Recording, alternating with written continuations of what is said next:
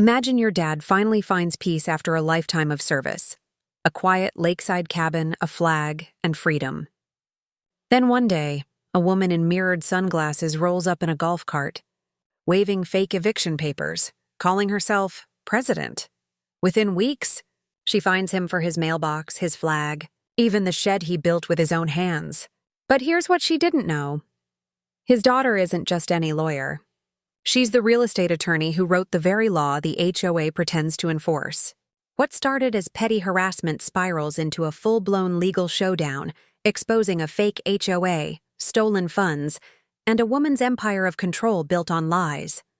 Stick around, because when the sheriff shows up and the entire neighborhood turns on the so-called president, you'll see what happens when quiet people fight back with the truth. The afternoon was the kind that makes you breathe deeper. Lake water hushing the shore, a flag lifting and settling.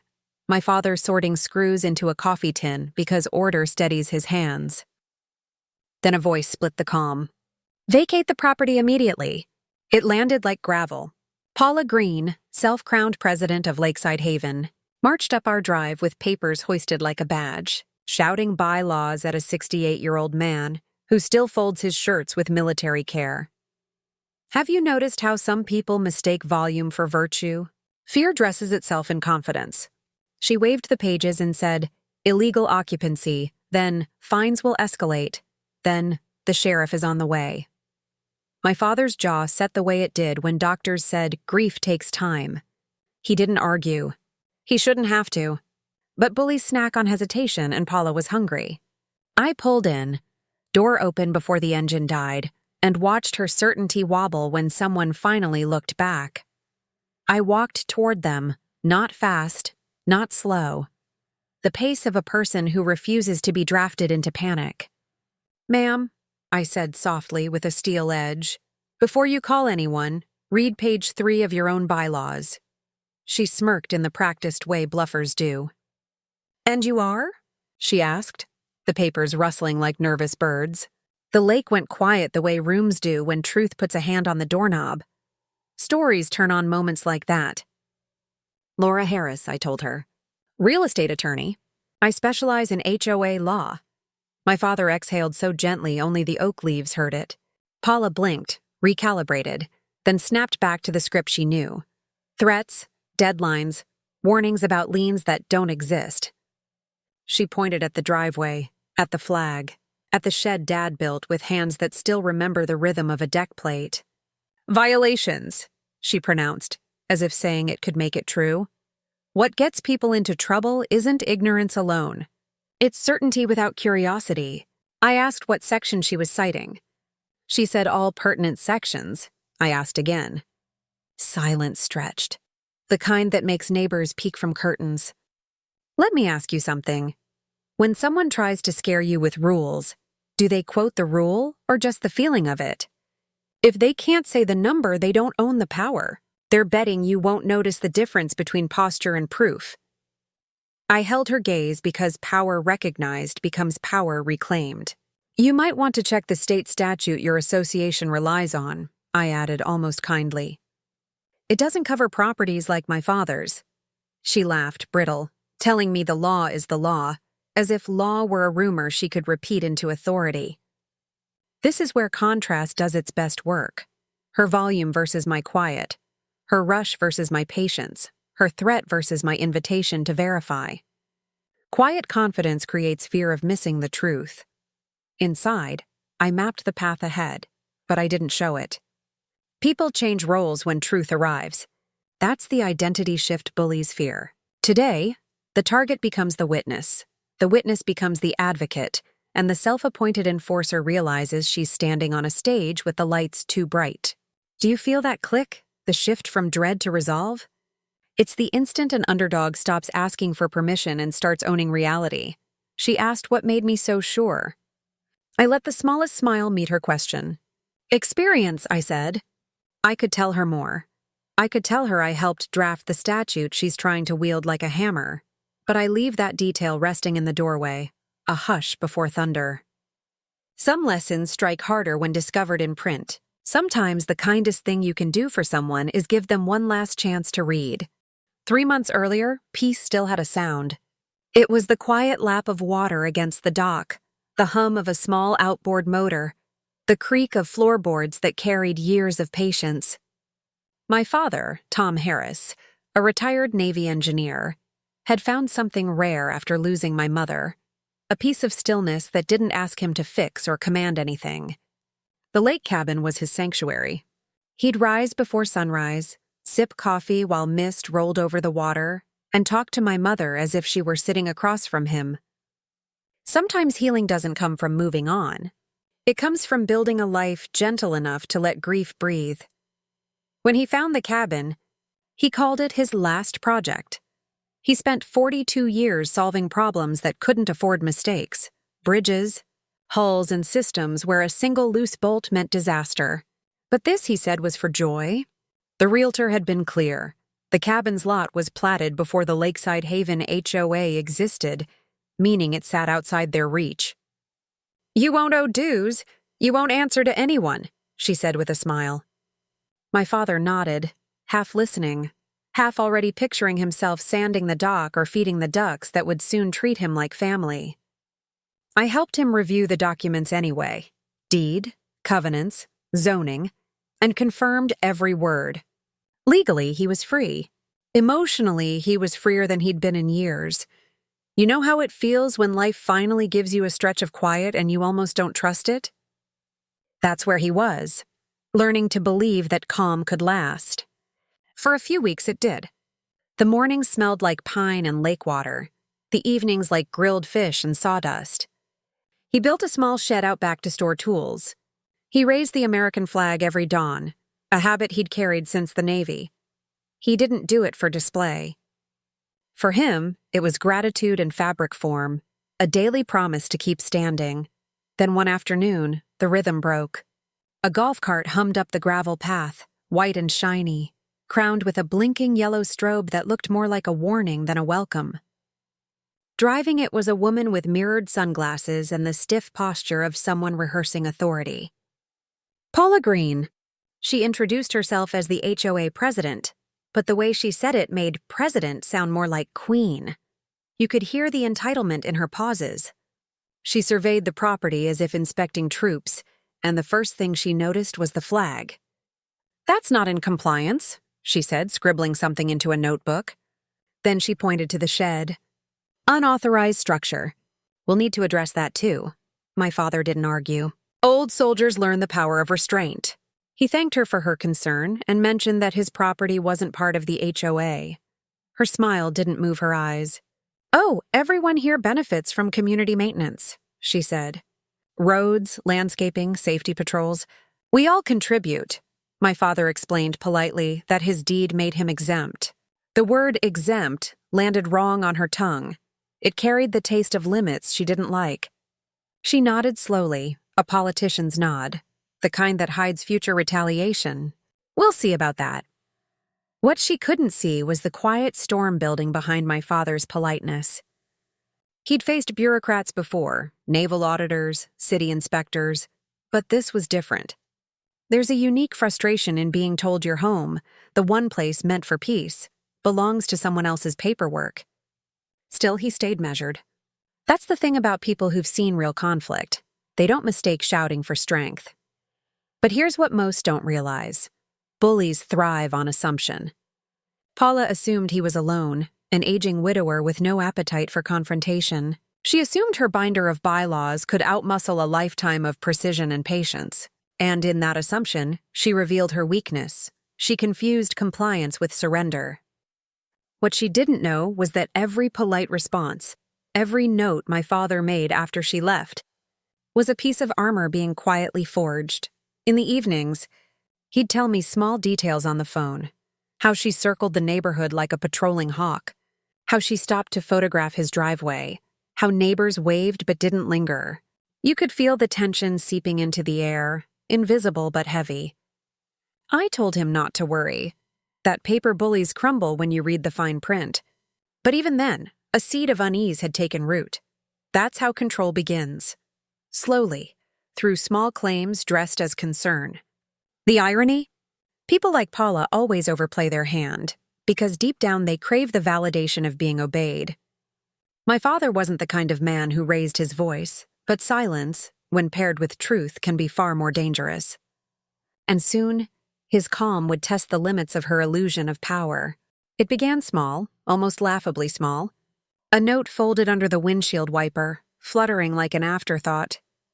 $50 for an unsightly mailbox. The kind of mailbox that had been there for decades, brushed with a fresh coat of navy paint, and standing straighter than some of the HOA's own signposts. My father read the paper twice, thinking it had to be a mistake. But mistakes don't multiply. Control does. A week later came another, $75 for an unauthorized flagpole. The same flagpole that had flown in quiet dignity every morning, a ritual of gratitude, not rebellion. And when the next notice arrived, $100 for improper landscaping, he laughed, but only halfway. Because deep down, he knew laughter can't hold back someone who believes power is theirs to invent. What makes this kind of conflict so cruel isn't the money. It's the message. Every fine whispered the same sentence: "You don't belong here." People underestimate how easily harassment hides behind bureaucracy. Paper cuts look small until they start to sting in the same place, over and over. But my father, being who he was, didn't shout or storm into offices. He documented. Every notice went into a binder, each reply sent certified, each checkmark of proof a quiet rebellion. I used to tease him that engineers believe salvation lives in paperwork. Maybe he was right. He called me one evening, voice steady but thinner than usual, asking if he was handling it correctly. I told him yes, because truth wins on record, not rumor. Still, it hurt hearing the fatigue between his sentences. Paula didn't stop. Bullies rarely do when no one pushes back loud enough. One morning, orange cones appeared across his driveway like a miniature blockade. A paper taped to the mailbox declared his property under review for illegal occupation. The language was dramatic, almost theatrical, but for someone living alone, it was menacing.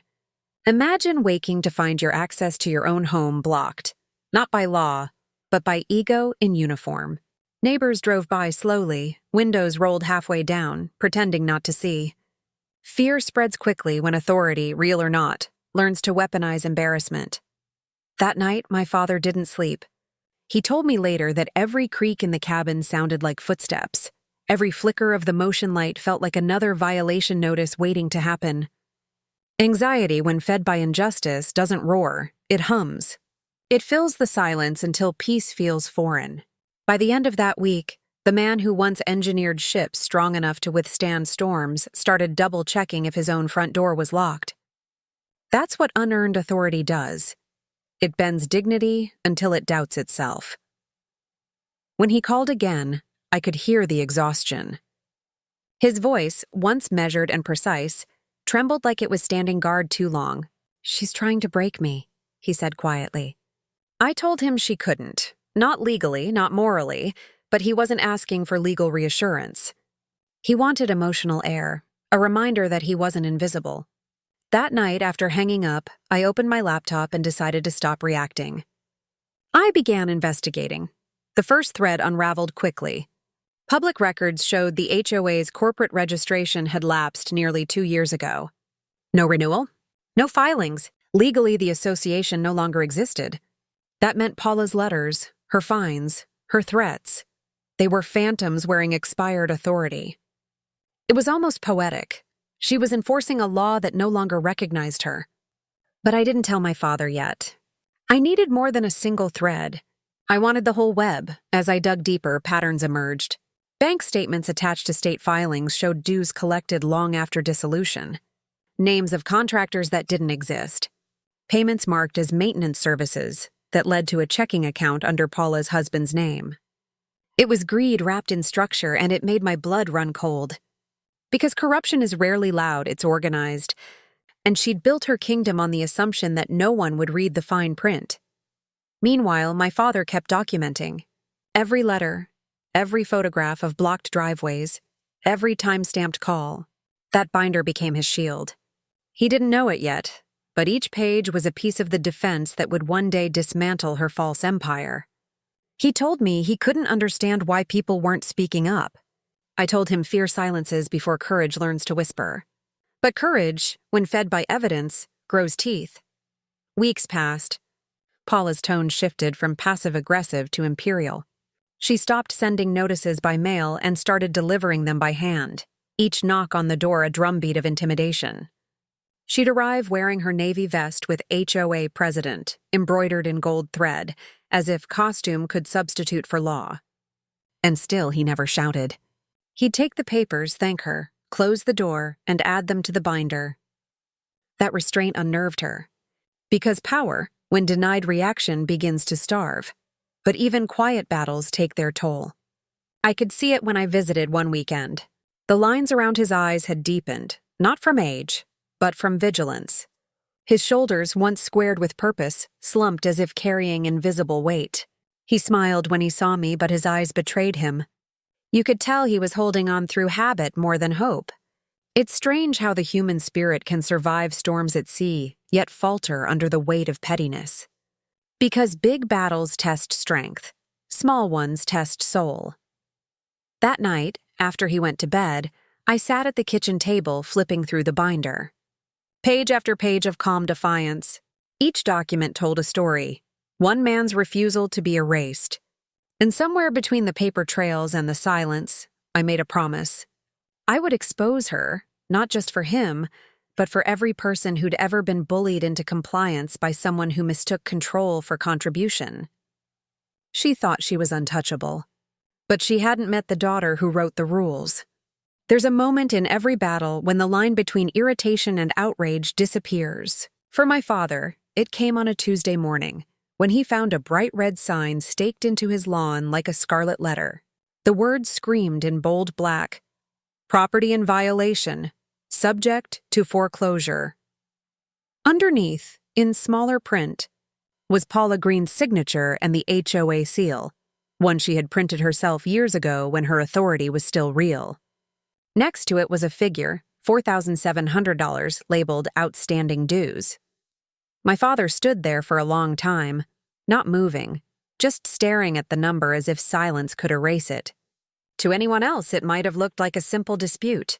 To him, it was an accusation that he was dishonest, delinquent, and unworthy of the peace he'd spent a lifetime earning. Stress doesn't always announce itself with shouting or tears. Sometimes it hides behind quiet gestures, the untouched coffee, the trembling hand, the way a man checks the same paper 3 times as if the words might rearrange into mercy. That afternoon, my father collapsed in his living room. His neighbor found him, pale and disoriented, clutching the violation notice like it could explain his pain. The doctors said it was a cardiac event triggered by stress. I sat in that sterile hospital room, watching the monitors blink and listening to the rhythm of his breathing, and something inside me shifted. It wasn't anger, not at first. It was clarity. The realization that patience, when weaponized against you, becomes permission. When I walked back into his house that evening, the red sign was still there, swaying in the breeze. I pulled it from the ground, dirt clinging to its metal stake like residue from a bad dream. I placed it on the table, opened my laptop, and decided that was the last time Paula Greene would use fear as a tool. People think fury is loud, but real fury is methodical. It breathes. It organizes. It doesn't slam doors. It files paperwork. I began where every legal story truly starts, the records. The county clerk's website, the state's corporate registry, archived filings, all the places bullies assume no one ever checks. And there it was, right in front of me. The Lakeside Haven Homeowners Association had been administratively dissolved 3 years earlier. No renewal fees paid, no officers listed, no legal standing whatsoever. Paula wasn't the president of anything. She was an impersonator wearing expired power. Every notice she'd issued, every fine she'd levied, every so-called lien, void. It was like watching a magician reveal her own trick. But I didn't stop there. I pulled the HOA's old financial disclosures, the few that had been public before the dissolution. They showed deposits labeled as community maintenance fees, followed by withdrawals marked maintenance reserve. The same amount, same pattern, same day every month. The account number didn't belong to the HOA. It was registered under Paula Greene's name. It's strange how greed leaves fingerprints even on digital ink. I sat there staring at the evidence, feeling that steady pulse of indignation transform into something sharper. Cleaner, justice taking form. Part of me wanted to call her right then, to let the silence of truth echo through the phone. But I didn't. She thrived on confrontation, on making others lose composure so she could claim the moral high ground.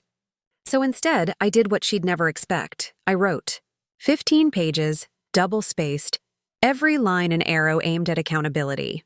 The complaint outlined the HOA's expired registration, the fraudulent filings, the misuse of community funds, the false liens, and the personal harassment that drove a veteran into the emergency room. I cited statutes she'd probably never read but claimed to enforce.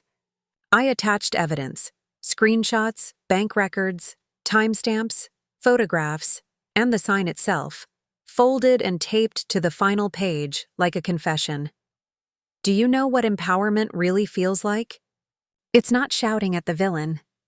It's knowing the system they manipulated will now speak in your stead. I addressed the complaint to the state attorney general's office and copied the county recorder, so her fraudulent lien would become a matter of public record. There's something poetic about using paper to dismantle a paper tyrant. Each form I completed was a reversal, every paragraph an act of quiet rebellion. By the time I finished, dawn was brushing against the horizon. I closed the file, exhaled, and for the first time in months, felt the air in that house loosen. When people say justice is slow, they imagine hesitation. But sometimes it's precision. I wasn't rushing toward revenge. I was walking toward truth. My father woke later that morning, still fragile but smiling faintly when I told him to rest, that I'd take care of it. He asked me what I meant. I told him the truth in one sentence. I'm not fighting her anymore, Dad. I'm replacing her. The next day, I mailed the complaint by certified post. There's a peculiar satisfaction in watching a clerk stamp something official, a small sound that means the story has changed direction. And as that envelope disappeared into the system, I realized something deeper. Bullies only win when they convince you to play their game. But when you bring light into their shadows, they lose the advantage of secrecy. Paula had spent years perfecting intimidation.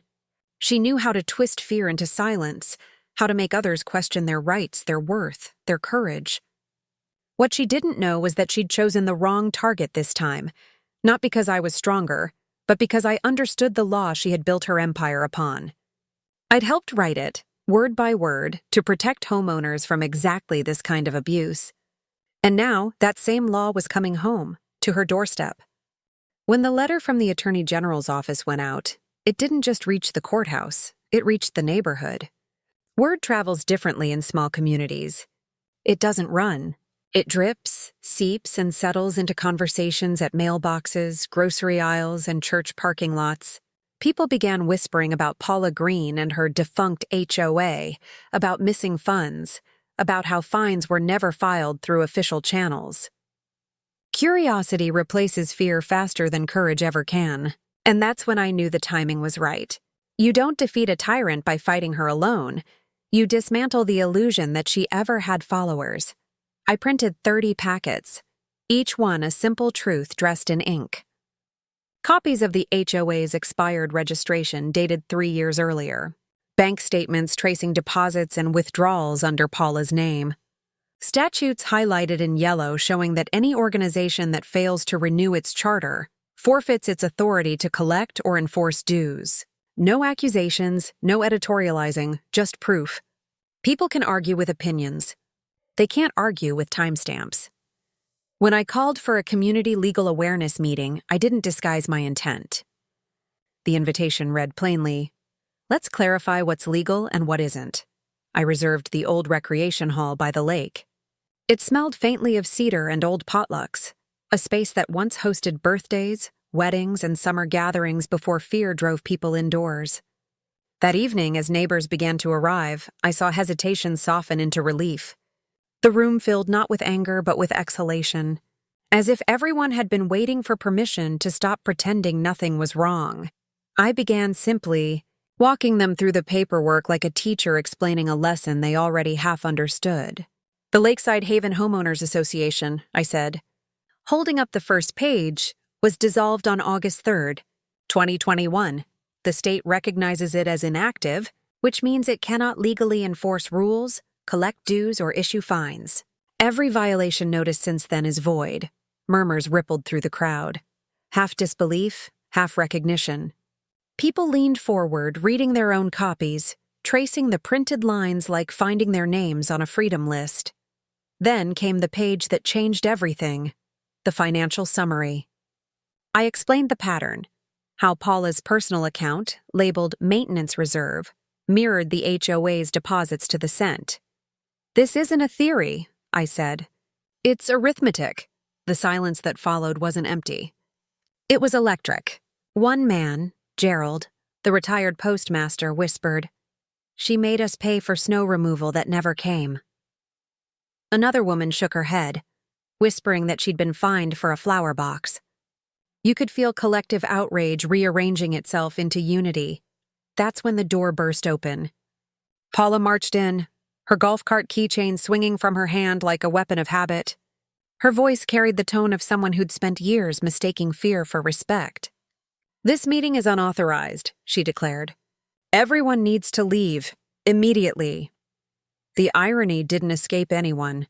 Here was a woman trying to dissolve a meeting about a dissolved association. But power has muscle memory. When you've ruled unchecked, even truth sounds like insubordination. I didn't raise my voice. I didn't move from my place.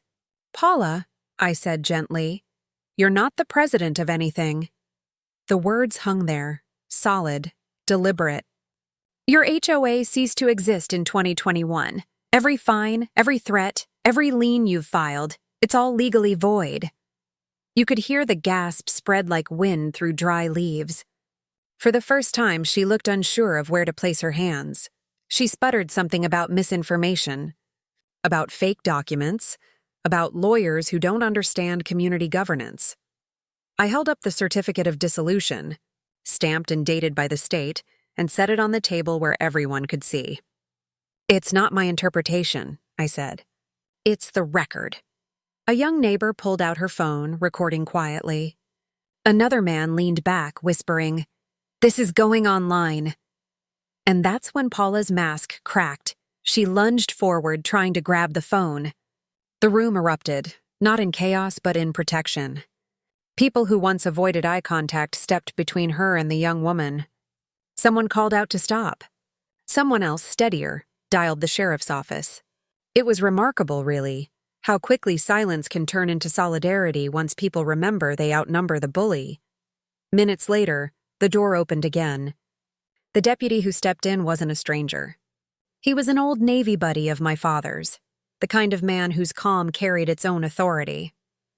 He took in the scene, the faces, the papers, the tension. Paula started explaining, talking fast, saying it was all a misunderstanding. He listened politely, then reached into his folder and produced a document of his own. A criminal summons. "Paula Greene," he said evenly. "You're being served for filing fraudulent property liens and operating as an unregistered corporate entity." The room went still. No cheers, no jeers, just a quiet collective exhale, the sound of gravity returning to its rightful place. Paula's mouth opened, then closed. She looked smaller, suddenly aware of the weight of the eyes around her. The same people she had intimidated for years now looked at her not with fear, but with clarity. As the deputy escorted her out, the air shifted. You could almost hear the click of invisible chains unlocking. People began talking, not about revenge, but about rebuilding. A man offered to help form a legitimate neighborhood committee. Someone joked about renaming the golf cart. Laughter, real laughter, rippled through the hall for the first time in years. It wasn't mockery, it was release. I watched my father at the back of the room, leaning on his cane, his expression quiet but proud. He didn't need to speak. The look in his eyes said enough.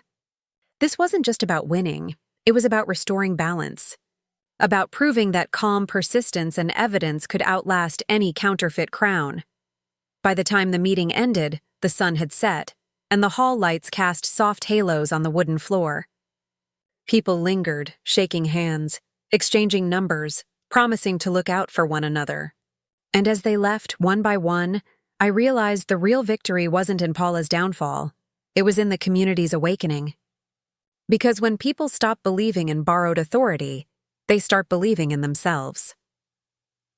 Later that night, someone posted the video online. By morning, it had gone viral. The caption read, "HOA president gets exposed by a lawyer who knows the law better than she does." Millions watched, cheering, commenting, sharing. But I didn't need the validation of strangers. The real story had already been written in that hall. In the moment, fear turned into freedom, and silence finally found its voice. Justice doesn't always arrive with noise. Sometimes it comes quietly, through paperwork stamped with authority, through the slow, measured rhythm of consequences catching up. Paula Greene's downfall began not with shouting or revenge, but with evidence, cold, precise, undeniable. Within weeks of the community meeting, the state finalized its investigation. The charges came in waves: fraud, harassment, unauthorized practice of law, and filing false liens. Each count was another brick in the wall she had built around herself, finally turning inward. The same binder of fabricated authority she had used to intimidate others now sat on a prosecutor's desk as proof of her deception. It was poetic justice, the kind that doesn't need applause to be satisfying. The fake HOA was officially dissolved, this time by court order. The ruling was clear. Every fine she had issued, every dollar she had demanded, was to be refunded. Restitution was ordered for every homeowner she had exploited. For years, Paula had preached about community accountability. Now she was learning what it actually meant. The court froze her assets, seized her accounts, and mandated a full audit of the money she had collected under false pretenses. The amount was staggering, tens of thousands of dollars. It was astonishing how much fear could generate revenue when left unchecked. But the same system she manipulated now demanded transparency, and there's a kind of poetic symmetry in that. News travels differently when justice is involved. Local media picked up the story first. Fake HOA president charged in community fraud case. Reporters loved the irony. A woman obsessed with rules caught breaking all of them. Within days, it spread statewide. The story became known as the fake HOA scandal. It wasn't just about one woman's greed. It was about what happens when control masquerades as leadership. I remember seeing Paula's photo on the evening news, her expression caught between disbelief and humiliation, and feeling, not triumph, but closure. There's a difference. Triumph feeds ego. Closure restores balance. The ripple effects didn't stop there. Her husband, a man who had spent years in her shadow, filed for divorce shortly after the charges were announced. He cited financial deception and irreconcilable breaches of trust. For someone who built her identity on control, losing the one person who had always validated her authority must have been the final fracture. It's strange, isn't it, how power built on fear eventually isolates the one who wields it. Paula had once been the loudest voice in every meeting. Now her silence was the only thing people could hear. But the story isn't really about her. It's about what happened next, how a fractured neighborhood found its spine again. I helped the residents form a legitimate, transparent association, not to replicate the past, but to rebuild trust. We drafted bylaws that required open elections, rotating leadership, and full financial audits every quarter. For the first time in years, the words community meeting didn't make people tense. They made them curious. People volunteered to serve, to contribute, to collaborate. It wasn't perfect, but it was real. And that's what justice should do. It shouldn't just punish the wrong. It should restore the right. My father sat in on the first meeting of the new board. His voice was still fragile from the hospital stay, but his presence carried more weight than any title ever could. When he spoke, everyone listened. "This," he said, gesturing around the room, is what home is supposed to feel like. There was a stillness after he said it, the kind that comes when truth lands softly but deeply. The man who had once been made to feel like an outsider was now the heart of the neighborhood's renewal. I think that's what redemption looks like, not in grand gestures, but in small, shared moments of belonging. Out of the restitution funds and the court-ordered seizure of Paula's assets, I established something new, the Veterans Relief Fund. It was my father's idea, really. He didn't want vengeance. He wanted meaning. The fund helped elderly homeowners pay for repairs, legal advice, and property tax support. The first grant went to a widowed veteran on the next street, whose roof had been leaking for months. Watching her eyes fill with gratitude reminded me that justice isn't just about righting wrongs. It's about paying forward what was nearly lost, and maybe that's the greatest irony. Paula had taken from others to build her illusion of power, but in the end, what she lost became the foundation for something good. The money she hoarded became the resource that protected the very people she tried to exploit. The name Paula Greene faded from neighborhood gossip, replaced by talk of potlucks, community projects, and shared victories. The stain she left behind turned into a story, a reminder that integrity, once restored, grows stronger in the places it was broken. Every time I visit my father now, the neighborhood feels different. There's laughter on the porches again, flags fluttering without fear of fines, children biking down the same streets that once felt patrolled. The stillness that had once signaled suppression now feels like peace. My father still keeps the original violation notices in a folder tucked inside his desk, but he doesn't look at them anymore. I keep them, he says, not for anger but for gratitude. To remember how far truth can travel when you let it do the walking. When people ask me what it felt like to bring someone like Paula to justice, I tell them the truth. It felt quiet. Not the silence of defeat, but the calm after a storm. Because justice, real justice, doesn't roar. It restores. It gives people back the thing that fear had stolen, the belief that doing the right thing still matters. 6 months later, the lake is calm again. The air smells of pine and coffee, and morning light drips across the porch in soft streaks. My father sits there most days, wrapped in the kind of quiet that no longer feels fragile. The same porch where he once stood reading violation notices is now a sanctuary again. The old wooden chair creaks beneath him, but it's a comfortable sound, one that belongs to living, not waiting. In front of him, the flag rises in the breeze, steady and unbothered, catching sunlight like forgiveness.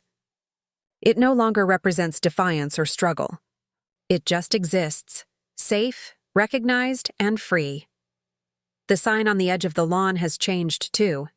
Where it once screamed Violation Dr. 99, it now reads, Welcome home.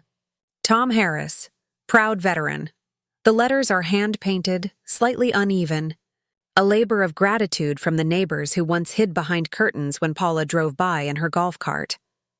Now they wave when they pass, honking or stopping to chat about the weather, their gardens, or the next community potluck.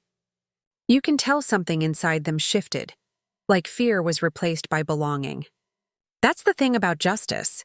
When it's done right, it doesn't just restore one person. It restores everyone who watched quietly, wishing things could change but not knowing how. I visit most weekends. We sit together without talking much, both of us listening to the rhythm of the lake, the echo of ducks in the reeds, the occasional buzz of a boat engine in the distance. The same world, but somehow cleaner now. My father will reach for his coffee, sip slowly, and say, You know, kiddo, you can't fight crazy with anger, only with the law. Then he chuckles, a low, warm sound that carries relief.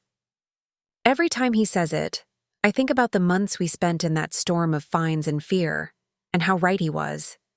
Anger would have matched Paula's energy, but the law, that quiet, steady instrument of truth, cut through it. Sometimes the best revenge is simply order restored. It's funny how perspective changes. When all of this began, I thought victory would feel like fireworks, loud, triumphant, undeniable. But it doesn't. It feels like peace. It feels like hearing the screen door squeak open while the flag sways gently overhead. It feels like the world exhaling. Because when chaos ends, you don't crave noise. You crave normal, and that's what we built. Normalcy. Stability. The kind of life where nobody has to look over their shoulder for someone pretending to be in charge. I think about Paula sometimes, not out of bitterness, but curiosity. What makes a person crave control so deeply they forget compassion? Maybe fear of insignificance, maybe loneliness disguised as dominance. Her downfall wasn't just a punishment. It was a mirror. She wanted power without purpose. And when purpose is missing, power eats itself. That's why this ending matters. It's not just about winning a legal battle. It's about rewriting what leadership means. The new HOA is living proof of that. The meetings are open, the finances public, the leadership rotated every year. They even built a small veterans bench near the lake, a place where anyone who served can sit and watch the water. No questions, no paperwork. When I see people gather there, I realize how far we've come from the days when fear patrolled the neighborhood. Progress doesn't announce itself with banners. It sneaks in through ordinary kindness, through transparency, through people learning to listen again. My father's neighbors have taken to calling him Captain, even though he's long retired. They stop by with pies, tools, or questions about fishing. The same man who was once treated like an intruder is now the quiet center of the community. And he doesn't gloat. He doesn't remind anyone of what happened. He just nods, smiles, and pours another cup of coffee. That's grace, the kind that doesn't need credit. One evening, as we watched the sun set over the water, I asked him if he ever wished things had gone differently. He shook his head. No, he said. If it hadn't happened, we'd still be pretending peace means silence. Now we know peace means fairness. That line stuck with me. Because he's right. Peace isn't the absence of conflict. It's the presence of justice. It's when truth becomes the foundation, not the weapon. Sometimes I catch myself imagining that first moment when Paula drove up in her golf cart, clipboard in hand, believing she held all the cards. Back then, it looked like intimidation. Now looking back, it looks like the beginning of a lesson, one she taught the hard way. She believed control made her untouchable, but all it did was expose how fragile power becomes when it isn't earned. My father taught me something better, that integrity doesn't shout, it endures. As night settles, the flag outside the cabin grows darker against the fading sky. The light from the porch lamp flickers softly across the welcome home sign. There's poetry in that. How something once meant to humiliate now honors the very man it tried to break. I think about how every fight, every document, every sleepless night led to this stillness. How victory, at its best, isn't about defeating someone else. It's about reclaiming yourself. So when people ask what I learned from all of it, I tell them this. Control is temporary, but truth is patient. And if you stand quietly with the facts long enough, the noise will tire itself out. My father always knew that. He didn't raise his voice. He raised his standard.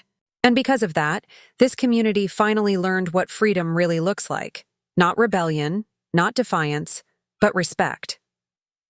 The lake drifts into its evening hush. Crickets start their chorus. My father folds the day's newspaper and leans back, eyes half closed. For the first time in a long time, he's not guarding anything. He's just living. And in that simple, ordinary peace lies the most extraordinary kind of victory. The kind no court can grant and no villain can steal.